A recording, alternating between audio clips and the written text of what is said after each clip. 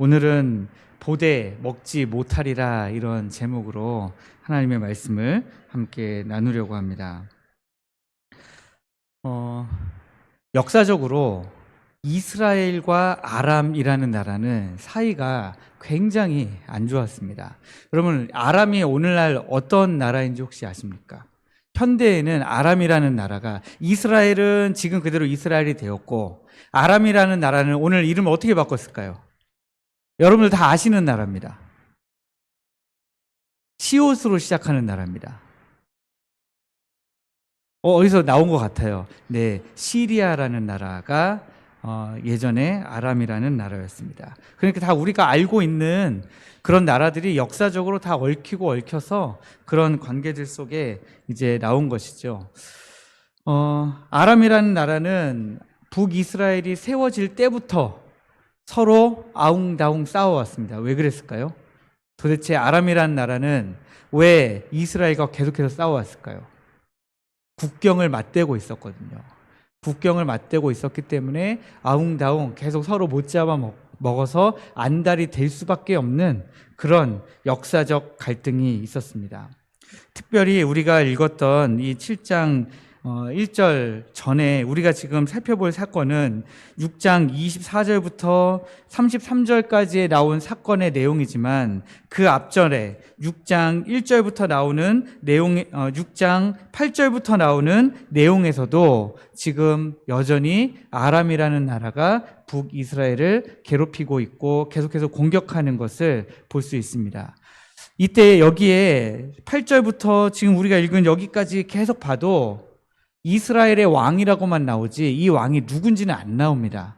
그런데 이 왕은 누구냐면 아합과 이세벨의 아들이었던 여호람이라는 왕입니다. 요람이라는 왕인데요. 아합과 이세벨이 죽고 그 다음에 아하시아라는 왕이 아하시아라는 아합의 첫 번째 아들이 왕이 되었다가 금방 죽어요. 그리고 나서 그 다음에 이제 여호람이 왕이 되어서 여기까지 이어지고 있는 것입니다. 이 여호람 왕 때는 이제 계속해서 아람의 침략을 받는데요. 이 아람의 침략을 받는 이유는 어디에서부터 기인한다고 보냐면, 제가 예전에 정말 여러분들 제가 처음에 와서 설교를 한 아마 첫 번째 주인지 두 번째 주인지에 제가 열왕기하 3장 말씀을 가지고 설교한 적이 있습니다. 열왕기하 3장 18절에서 20절 말씀을 가지고 제가 처음에 설교를 했습니다. 13절부터 20절까지 말씀을 가지고요. 그때 제가 뭐라고 말씀드렸냐면, 모압이라는 나라가 이스라엘에 조공을 바치다가 조공을 이제 안 바치고 배신해버린 거예요. 그랬을 때에 그 나라를 징벌하지 않으면 어떻게 된다고 했습니까? 반대로 이스라엘이 주변 나라로부터 공격을 받는다고 했죠. 그때의 왕이 누굽니까? 그때의 열왕기하 3장에 등장하는 왕도 여호람 왕이에요. 그러니까 지금 같은 왕의 시대예요. 그러니까 모압을 정벌하긴 했는데 나중에 살펴보시면 다시 모압에 쫓겨요. 이스라엘 백성들이 모압을 정벌하고 막 약탈하고 있었는데 다시 모압을 도와주는 주변 국가들과 막 이렇게 해가지고 쫓겨나 버립니다.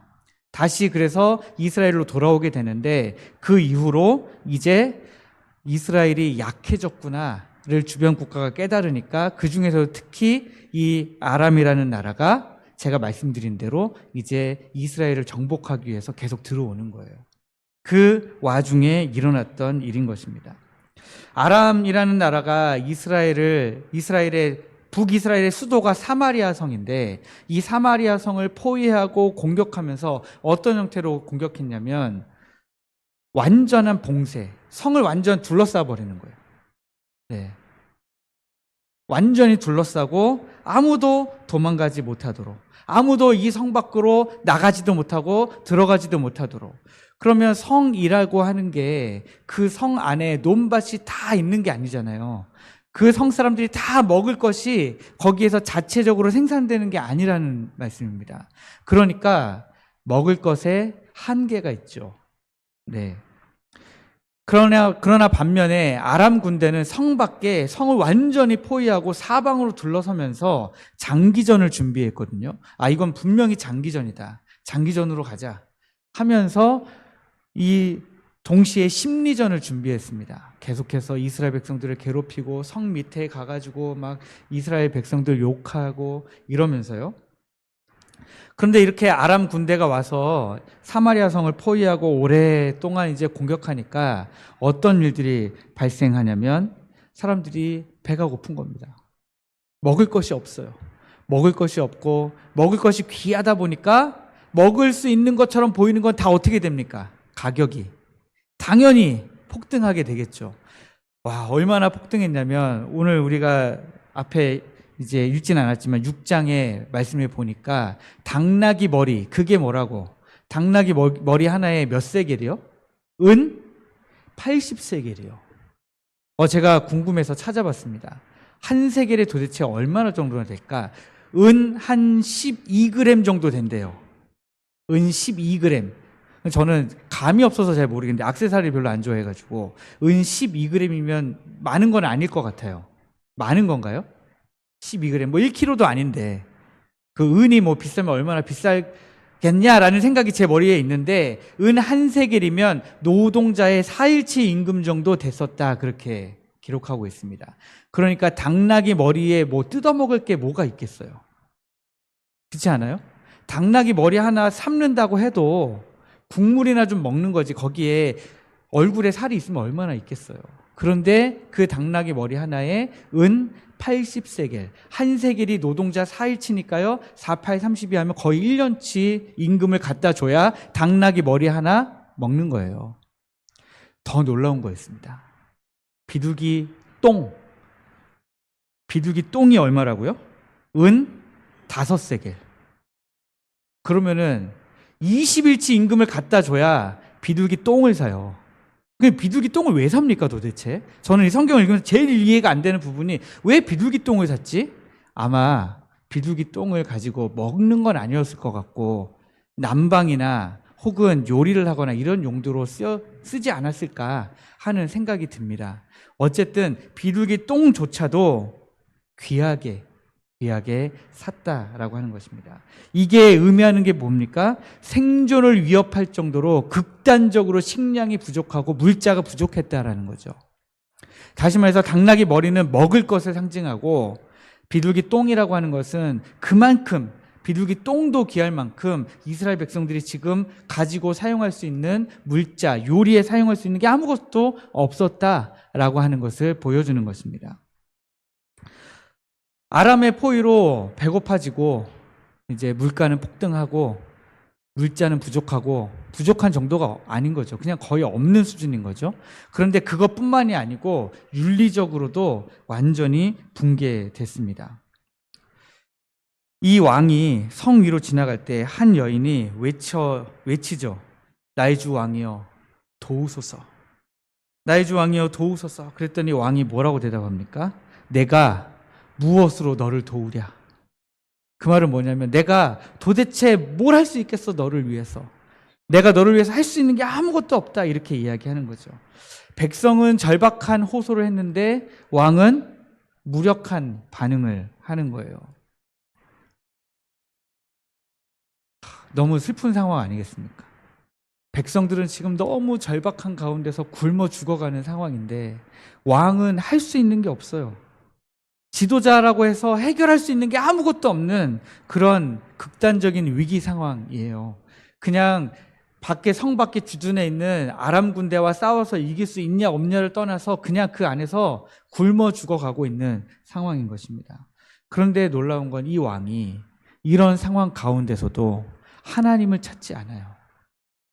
근데 이 왕이 하나님을 찾는 법을 몰랐던 왕이 아니에요.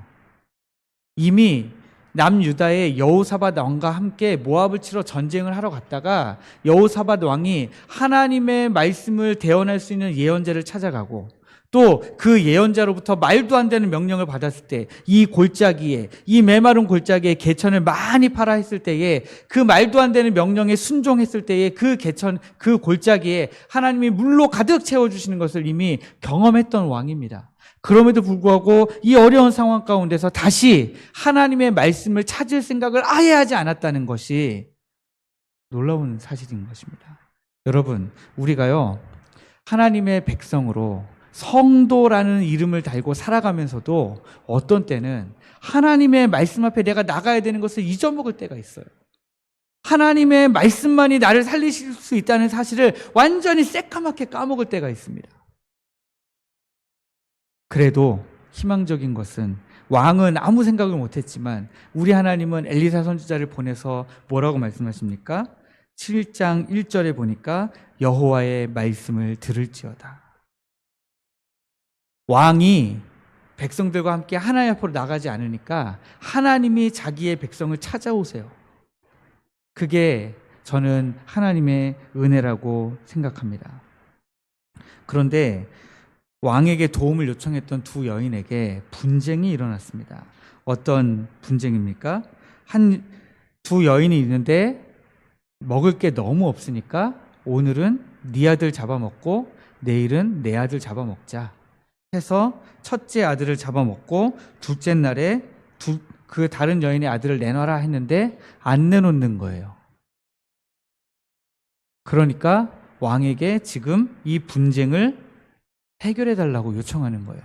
이 말을 듣고 자기 옷을 안 찢을 왕은 없다고 생각해요.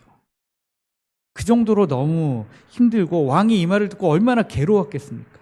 내가 왕인데 우리의 백성들이 지금 굶어 죽어가고 있어요. 막 아들을 잡아먹고 오늘은 네 아들 먹고 내일은 네 아들 내놔라. 근데 아들을 숨겨가지고 지금 분쟁하고 있는 상황들을 보면서 왕으로서 얼마나 마음 아팠을까요? 이 왕의 이 심정이 때로는 우리 하나님의 심정이실 겁니다. 하나님을 바라보기만 하면 불뱀에 물려서 죽어가는 백성들이 하나님이 모세를 통하여 달아놓으신 노뱀만 바라보면 다 사는데 그 노뱀을 안 바라보고 안 쳐다보고 죽어가는 백성들을 바라보는 하나님의 심정. 아람 군대에 사로잡혀서 하나님의 백성들이잖아요. 하나님의 백성들이 지금 굶어 죽어가고 있고 자기 아들들을 잡아먹고 있는 그런 상황을 보시는 우리 하나님의 심정은 얼마나 아프시겠습니까? 그냥 목사로서 성도들을 볼 때도 심정이 그런데요. 저는 그냥 목사라는 직분이 있지만 그냥 한 인간이잖아요. 같은 인간이 바라봤을 때도 얼마나 기도가 되는데요. 우리 하나님은 얼마나 마음이 아프시겠습니까? 여러분들의 상황을 보시면서. 그런데 이런 인간적으로 완전히 해결 불가능해 보이는 이런 상황 가운데서 사마리아 왕과 백성이 무엇을 할 수 있었을까요? 인간적인 자원과 생각에 한계가 있고요. 지혜가 한계가 있습니다. 이 돌파가 안 되는 거예요. 자력 구원이 불가능해 보여요. 아람 군대가 밖에 주둔해 있는데 그거를 완전히 파할 수는 없잖아요, 지금. 할 수 있으면 진작 했겠죠. 외부 도움이 완전히 없습니다. 완전히 끊겼어요. 완전히 고립된 거예요. 밖에서도 도와주러 못 오고 안에서도 도움을 청하러 나갈 수 없는 상황입니다. 여러분, 사방으로 우겨쌈을 당한 것 같은 이런 상황이 우리에게도 있지 않습니까? 우리도 오늘을 살아가면서 정말 사방으로 우겨쌈을 당하여서 도대체가 해결할 방법이 없어 보이고 피할 곳이 없어 보이고 하나님이 열어주시는 길이 정말 너무 없는 것 같고 내가 조그만 구멍이라도 있으면 피하고 도망가고 싶은데 갈 곳이 없을 것 같은 그런 때에 여러분들 있지 않으십니까? 우리 삶에 발생하는 크고 작은 문제들은 결국에 하나님의 도우심이 없이는 해결이 안 되는 겁니다. 하나님의 도우심만으로 우리가 근본적인 해결이 가능한 것들이에요.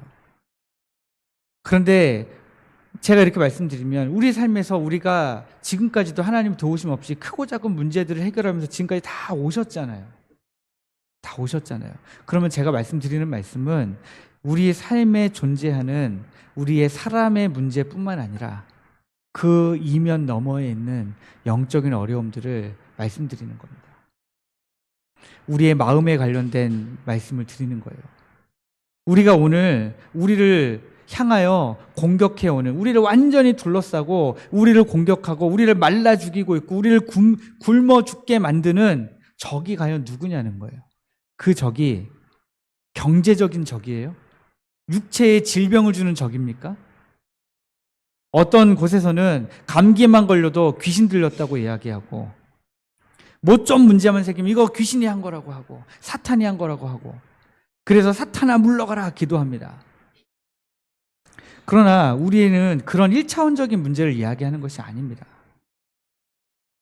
오늘날 아람 군대는 악한 사단마귀가 사용하는 모든 수단입니다. 그 영적인 공격을 우리가 받고 있는 거예요. 제가 요즘에 계속 가끔씩 인용하지만 우리의 싸움은 혈과 육에 대한 것이 아니고 영적인 싸움이에요. 영적인 싸움에서 우리의 눈이 계속해서 어두워진다면 우리는 이 싸움에서 패배하게 되는 것입니다. 패배하면 결과가 어떻게 됩니까? 결과가 어떻게 돼요? 믿음을 떠나게 되는 것이죠. 문제는 여기서 발생했는데 화풀이는 누구한테 해요? 하나님께. 저는 다른 성도와 문제가 생겼는데 화풀이는 누구한테 해요? 하나님께. 세상에 나가서 경제적으로 어려움이 생겼어요. 그러나 화풀이는 누구한테 합니까? 하나님께. 교회 안 나오고 하나님께 반항을 해요. 믿음을 제일 먼저 떠난다고요. 그러나 그래서 오늘 이 말씀은 우리가 믿음을 떠나지 않고 우리를 여전히 붙드시고 여전히 우리에게 은혜를 주시고 여전히 우리 가운데 역사하시는 실제하시는 하나님에 대해서 그래서 이야기를 나누고 싶은 겁니다. 제가 지금까지 말씀드렸던 이 사마리아 성의 절대적인 극단적인 위기 속에 하나님의 말씀이 선포돼요. 엘리사 선지자를 통해서 선포됩니다. 여호와의 말씀을 들을지어다. 그런데 이 여호와의 말씀을 들을지어다 하고 엘리사가 외치기 전에 어떤 일이 있습니까? 아람 군대가 포위하고 해서 이제 두 여인이 자기 아들을 잡아먹고 내일은 네 아들 먹자 막 숨겼다 막 이렇게 하고 있는 그 이야기를 듣고 이 여호람 왕이 누구를 잡으라 합니까? 엘리사를 잡으라 해요. 엘리사를 먼저 죽이려고 합니다. 왜요? 화가 나니까요. 그런데도 엘리사 선지자가 이스라엘 백성 앞에 나아가서 하나님의 말씀을 들으라 라고 외치는 것은 사명 아니면 못 나가는 거죠. 사명 아니면 못 나가는 겁니다. 지난주 금요일에 복음을 들고 저희들이 학교 앞에 나갔어요. 학교 앞에 나가기 전에 저희가 몇 주 동안 준비하면서 얼마나 걱정을 많이 했는지 아십니까? 요즘에는 이렇더라 저렇더라 뭐 다 경험한 건 있어서 저를 비롯해서 제가 학교 앞에서 초등학교 앞에서 전도하다가 경찰들을 한 두어 번 만난 적이 있거든요. 네. 엄마들이 신고해가지고 이상한 사람이 자꾸 우리 애들 건든다고 유괴범 아니냐고 해가지고 제가 이제 한 두어 번 경찰 아저씨들과 맞대면을 한 적이 있어서 이제 그런 얘기도 나누고 막 하다 보니까 우리가 막 겁을 먹었거든요. 그랬는데 연일 초등학교 앞에 갔는데 이야, 학부모들이 아무도 안 건드려요.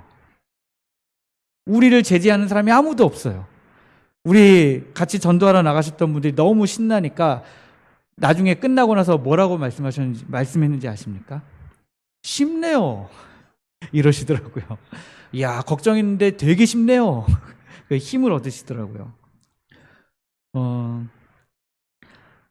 그 걱정과 염려 속에서도 말씀을 들고 복음을 들고 그 초등학교 앞에 나갈 때는 사명 때문에 나간 거예요.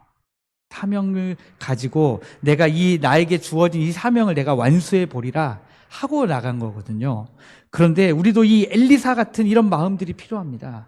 아, 왕이 지금 나를 잡아 죽이려고 하는 상황인데 엘리사는 잘못도 없어요. 그런데도 왕이 화가 나니까 엘리사부터 잡아 죽이려고 하는 거죠. 왜냐? 엘리사가 하나님의 선지자니까요. 문제의 원인을 잘못 파악한 거예요. 지금 엘리사가 문제예요? 엘리사가 만든 상황이 아니잖아요. 그런데도 엘리사부터 죽이려고 하는 우리의 삶에서도 마찬가지입니다. 문제의 원인은 다른 데 있는데 해결은 하나님께 보려고. 근데 하나님과 해결을 보려고 하는 자세는 너무 좋아요. 그런데 하나님과 대화하고 하나님 말씀을 들으려고 하는 게 아니라 하나님을 하나님의 말씀을 멀리 하려고 해버리면 문제가 된다라는 말씀이죠. 그러나 어쨌든 왕의 입장에서는 문제의 원인을 잘못 생각한 것이고, 엘리사 선지자는 그 와중에도 자기의 사명을 완수하기 위해서 하나님의 말씀을 가지고 나아갑니다.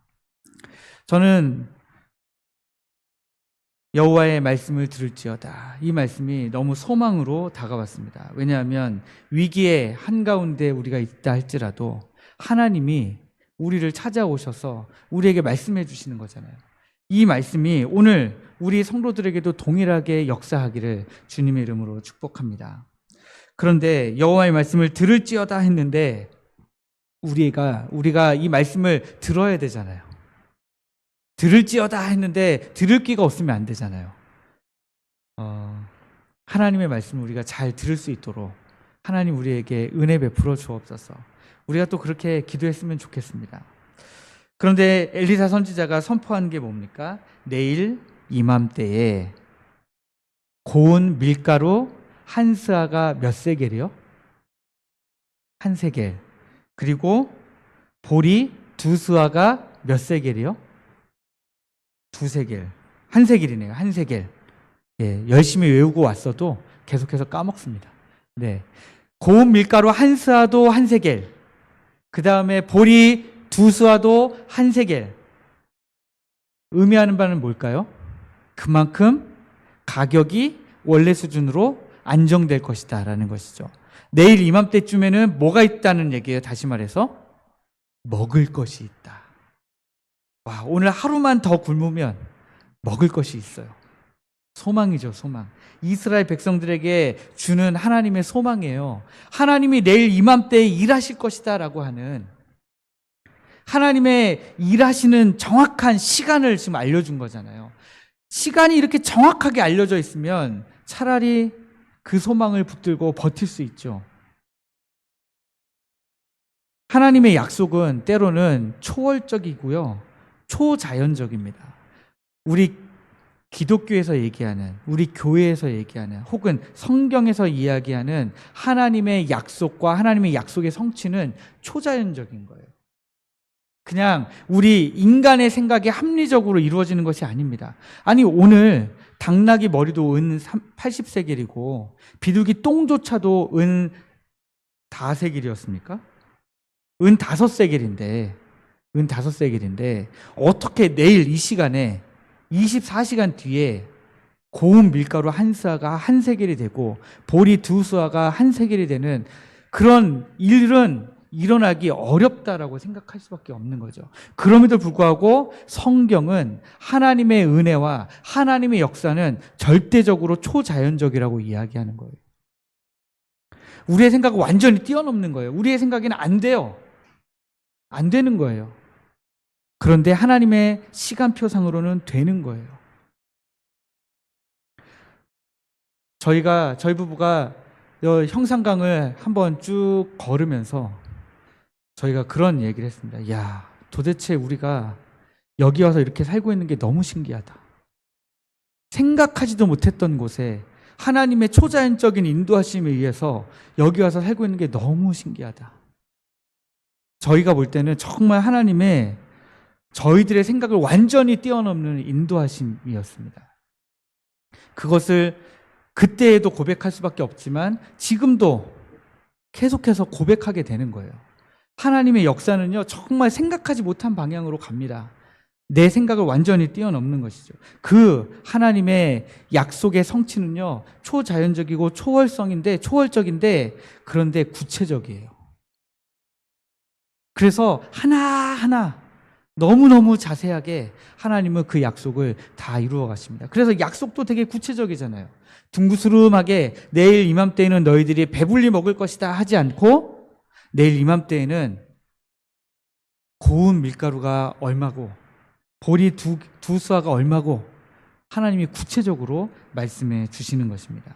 그런데 이 말씀을 듣고 왕이 그의 손에 의지하는 자, 곧 한 장관이, 여기에도 한시가 등장합니다.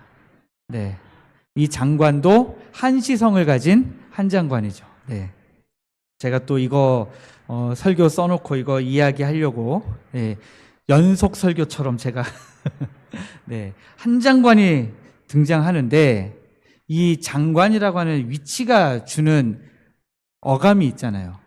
이 사람이 차지하는 영향력이라는 게 있지 않습니까? 이 사람이 지금 가지고 있는 이 성 안에서 이 사람의 지위라는 게 있잖아요. 왕에게 조언하는, 왕이 그 손에 의지하는 자예요.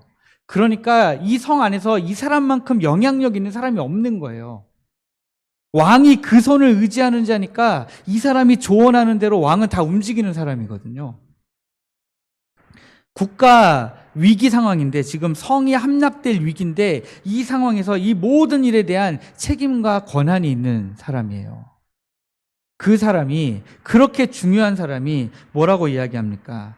여호와께서 하늘에 창을 내신들, 여호와께서 하늘에 창을 내신들 그게 되겠습니까? 어찌 이런 일이 일어나겠습니까? 하나님이 놀라운 초자연적 역사를 한다고 하신들 내일 우리가 고운 밀가루 한 쌀을 한 세겔에 먹고 보리 두 쌀을 한 세겔에 우리가 어떻게 먹을 수 있어요? 그게 가능해요? 하고 지금 항변하고 있는 거예요. 이성적이고 합리적으로 보이는 질문이죠. 이거는 반박하기가 너무 어려워요. 엘리사에게 그게 어떻게 가능합니까? 라고 이 장관이 증거를 내보셔, 증거를. 내일 그렇게 된다고 하는 뭐 표적이라도 있을 거 아닙니까? 했을 때에 엘리사가 내놓을 수 있는 게 있습니까? 합리적으로 반박이 안 돼요. 그게 맞아요. 장관님, 저도 불가능하다는 사실을 알아요. 근데 하나님 말씀하셨는데요. 그것밖에는 전 내놓을 게 없네요. 외에는 합리적인 증거를 지금 이 장관에게 엘리사가 내놓을 수가 없는 겁니다. 질문 자체는 표면적으로 합리적이고 이성적인데 그 밑에는 불신앙이 도사리고 있는 겁니다. 하나님이 무엇을 하신들 가능하겠느냐라는 이 질문은 하나님을 전능하신 하나님으로 인정하지 않는 거죠. 이미 그 메마른 골짜기에 병사들이 파놓은 수많은 개천을 물로 가득 채우신 하나님의 은혜를 이 사람은 인정하지 않는 거예요. 그 하나님의 능력을 인정하지 않는 겁니다. 인간의 경험의 한계로 하나님을 판단하고 하나님을 재단하고 하나님은 하실 수 없어! 라고 지금 그렇게 정해버리고 있는 것입니다. 그것이 이 사람의 의심하는 언어로 표현되고 있는 거죠. 그러므로 여러분, 우리가 말할 때 조심해야 됩니다. 말할 때 우리가 믿음의 언어로 말하려고 노력을 해야 되는 거예요. 의심의 언어보다는 믿음의 언어. 이게 가능할 것 같진 않은데 그래도 한번 기도해 봅시다. 이것보다는 우리 하나님께 기도하면 우리 하나님이 역사하십니다. 기도합시다. 어떤 게 더 기도하고 싶으세요? 기도한다고 뭐 될 것 같지는 않은데요. 그래도 우리가 기도 한번 해봅시다. 그럼 여러분들 기도 한번 해보시겠습니까? 기도 한 번을 하시든 두 번을 하시든 세 번을 하시든 그 기도는 능력이 없는 기도죠. 그런데 그게 아니라 우리 하나님은 오늘도 살아계셔서 역사하시는 하나님이십니다. 우리 하나님은 지금도 바깥에 해가 쨍하고 날씨가 이젠 더워졌지만 하나님 비를 내리실 수 있는 하나님이십니다. 우리 하나님 비를 내려달라고 기도합시다. 이러면 더 하나님 앞에 우리가 의심의 언어가 아니라 믿음의 언어로 우리가 기도할 수 있게 되잖아요. 우리가 그렇게 기도할 수 있으면 좋겠습니다. 장관의 불신앙은 인간 중심적인 그런 사고방식을 여실히 드러내고 있어요. 하나님 중심적인 사고방식을 사실 할 수가 없죠. 하나님이 아니기 때문에요. 그러나 그럼에도 불구하고 하나님이 어떤 분인지를 알면 그 하나님이 하실 수 있는 것들, 하나님이 주실 수 있는 것들을 생각하면 그렇게 기도할 수 있어요.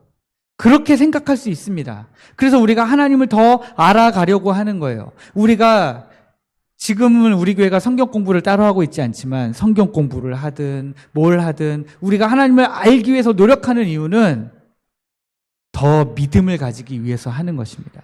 내가 하나님에 대해서 조금 더 알았다고 해서 그것이 나의 자랑이 될 수도 없고요.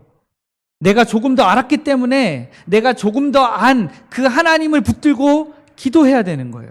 그런데 그 하나님을 내가 조금 더 알게 된 그 하나님을 붙들고 기도하지 않으면 그 알게 된 게 아무 소용이 없는 겁니다. 오히려 그 스스로를 심판하는 게 되는 거예요. 아니, 그런 하나님을 알고 있는데 왜 기도 안 합니까? 하나님 앞에서 자꾸 혼날 거리만 늘어나는 거예요. 아니, 하나님의 은혜를 경험했는데 왜 지금 또 그렇게 합니까? 계속해서 하나님 앞에서 그 내가 경험했던 은혜들, 내가 알게 됐던 하나님에 대한 지식들이 자꾸 나를 고소하는 거예요. 하나님 앞에. 그러므로 우리가 이 한 장관의 말처럼 여호와께서 하늘에 창을 내신들 그런 일이 일어나겠습니까? 하는 이런 불신앙의 말을 우리가 하지 않아야 되는 것입니다. 그런데 이 말을 듣고 엘리사 선지자가 뭐라고 이야기합니까? 너가 너의 눈으로 내일 그런 일이 일어나는 것을 보리라. 그러나 내가 그것을 먹지는 못하리라. 야, 이거 너무 슬프지 않습니까? 하나님이 일하시는 걸 보긴 봐요. 그런데 먹지는 못해요. 이건 정말 너무 슬픈 일이죠. 우리가 같이 성령 안에서 함께 지어져 가는 우리 택전교회인데 누군가가 함께 지어져 가다가 이탈해가지고 우리는 계속해서 다 지어졌는데 누군가는 만약에 그것을 함께 지어져 가는 속에 있지 못해서 마지막에 보기는 보아도 끼지는 못한다. 참여하지는 못한다. 하나님의 은혜에 참여하지는 못한다. 그럼 너무 슬프잖아요. 하나님의 교회를 위해서 열심히 섬기고 봉사했는데 나중에 열매는 함께 못 먹어요. 그럼 너무 슬프잖아요. 그런 일이 없도록 우리가 함께 이 표어대로 성령 안에서 함께 지어져 가기를 축복합니다. 하나님의 말씀에 대한 불신앙은 하나님의 저주로 이어집니다. 네. 이런 게 저주예요. 그냥 우리가 욕하는 게 저주가 아니고요. 하나님의 말씀을 믿지 않았기 때문에 너가 보지만 먹지는 못할 것이다. 이런 게 저주고요. 성경에 이런 저주가 많이 나옵니다. 그리심산과 에발산에서 선포했던 축복과 저주가 그런 것이죠. 그리심산에 이스라엘 백성을 둘로 나눠서 한 반은 그리심산에 올라가고요. 반은 에발산에 올라가요. 그래서 그리심산에서는 축복을 선포합니다. 뭡니까? 하나님을 믿는 자, 하나님의 은혜를 누릴지어다. 산이 쩌렁쩌렁 울리게 그리심산에서 선포하면 에발산에서 다시 또 그 말을 받아서 선포하는 거예요. 그러나 하나님의 말씀을 믿지 않는 자, 하나님의 은혜 밖으로 떠나갈지어다. 또 그리심산에서 외칩니다. 하나님의 말씀에 순종하는 자, 하나님의 복주심을 받을지어다. 그러나 에발산에서 또 선포하죠. 하나님의 말씀에 순종하지 않는 자, 하나님께서 생명책에서 끊어버리리라. 이게 축복과 저주가 계속해서 같이 선포된 거거든요. 오늘날 우리도 그렇습니다. 하나님의 축복은 반대로 저주를 포함하고 있는 거예요. 아직 이 구역은 이제 이번 주에 신방하지만 이제 지금까지 신방을 받으신 구역들은 액자를 하나씩 받으셨잖아요. 부르짖으라 내가 내게 응답하겠고. 그런데 그 말은 축복과 저주가 동시에 있는 거예요. 부르짖지 않으면 하나님이 응답을 안 하시는 거죠. 그거 자체가 저주예요. 여러분들은 축복을 받고 싶으십니까? 저주를 받고 싶으십니까? 당연히 다 축복이라고 이야기하죠. 네. 저도 여러분들이 다 하나님의 은혜 가운데 복 받으시기를, 우리 하나님이 복 주시기를 주님의 이름으로 축복합니다. 그런데 여기 나병 환자 4사람이 등장합니다. 나병 환자 4사람은 성 안에 들어가서 거할 수가 없어요. 율법상. 그래서 지금 성 밖에 있습니다. 그런데 보통 때라면 성 안에 들어가서 살 수는 없지만 성 안에 들어가는 사람들에게 먹을 것, 성 밖으로 나오는 사람들에게 먹을 것을 구걸해서 얻어 먹고 살았습니다. 그런데 지금은 성에 들어가는 사람도 없고 나오는 사람도 없고 아람 군대가 포위하고 있다 보니까 먹을 것을 얻을 수가 없는 상황이었습니다.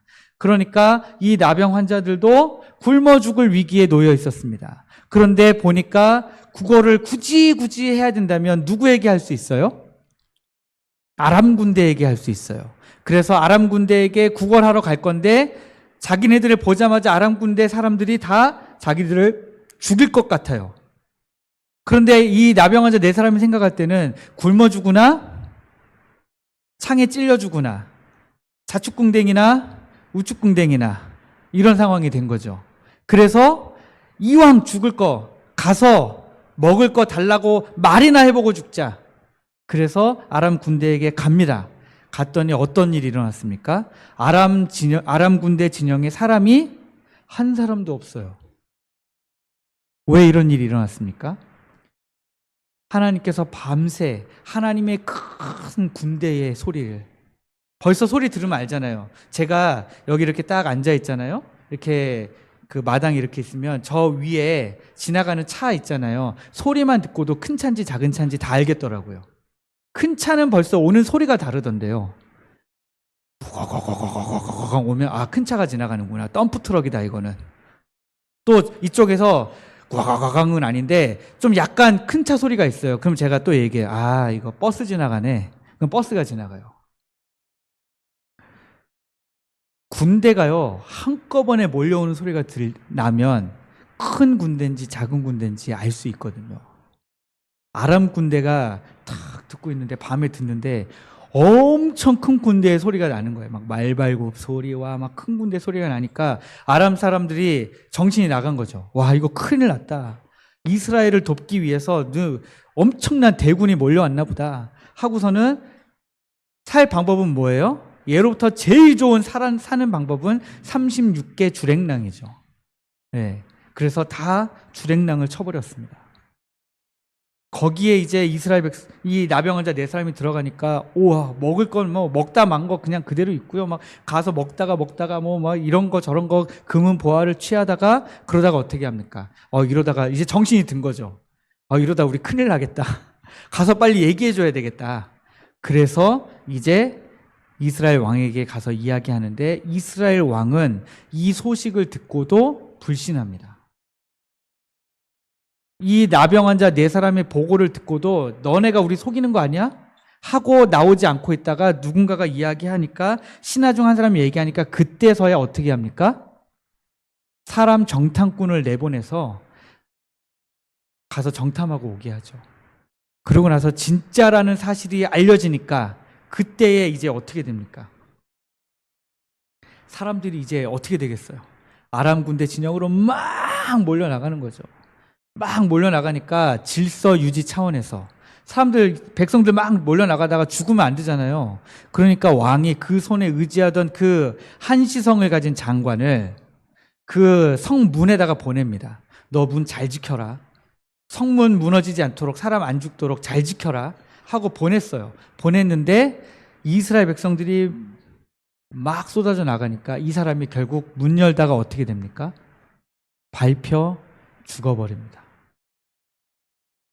하나님의 약속이 내일 이맘때에 고운 밀가루 한 스아가 한 세겔이 되고 보리 두 스아가 한 세겔이 되리라 하는 그 장면을 이 사람은 보았지만, 그 약속이 성취되는 순간을 보았지만, 그러나 먹지는 못하게 되는 그 하나님의 축복의 약속과 저주가 동시에 성취된 것을 우리가 볼 수 있습니다. 하나님의 약속이, 하나님의 말씀이 성취되는 그 순간이 그냥 두루뭉술하게 되는 것이 아니라 구체적으로 정확하게 성취되는 것을 우리가 보게 되는 것이죠.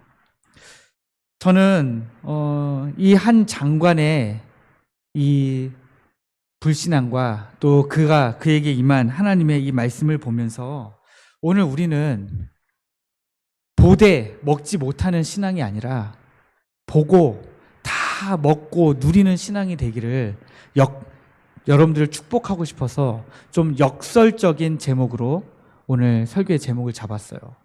어떤 사람은 보되 먹지 못했는데 우리는 다 보고 먹자는 거예요. 우리는 다 하나님의 은혜를 보고 하나님의 은혜를 같이 누리자는 것입니다. 하나님의 약속과 성취는 현실이에요. 현실은 현실인데 초자연적인 현실입니다. 우리의 생각을 완전히 뛰어넘으시는. 그래서 하나님의 약속이 이루어지는 그 순간은요, 하나님을 믿는 자들에게는 실제적인 축복인 것입니다.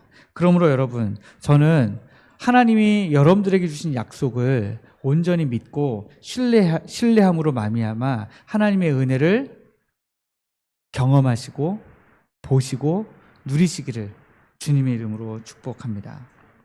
어떤 상황에서도 하나님의 말씀을 함께 신뢰하시면 좋겠습니다. 이제 말씀을 완전히 마치려고 하는데요. 우리에게 주신 하나님의 약속은 무엇입니까? 올해에 우리에게 주신 하나님의 약속은 바로 이거죠. 우리가 성령 안에서 함께 지어져 가는 것입니다. 여러분들 개인들에게 주신 하나님의 약속은 또 아마 여러분들이 날마다 읽으시는 성경 가운데서 여러분들 개인의 약속을 아마 또 받으실 거예요. 저도 계속해서 말씀을 읽을 때마다 하나님 이 약속 주실 거예요? 저 약속 주실 거예요? 계속해서 하나님께 묻습니다. 여러분들 성경을 읽으시면서 때로는 이해가 안 되시는 부분이 있을 거예요. 그럼 넘어가십시오. 오늘 이해 안 돼도 언젠가 제가 설교할 수 있잖아요. 그냥 일단 넘어가세요. 그러다가 넘어가시다가 눈에 정말 가슴팍에 팍 하고 꽂히는 말씀이 있어요. 그 말씀을 붙들고 한번 기도해 보십시오.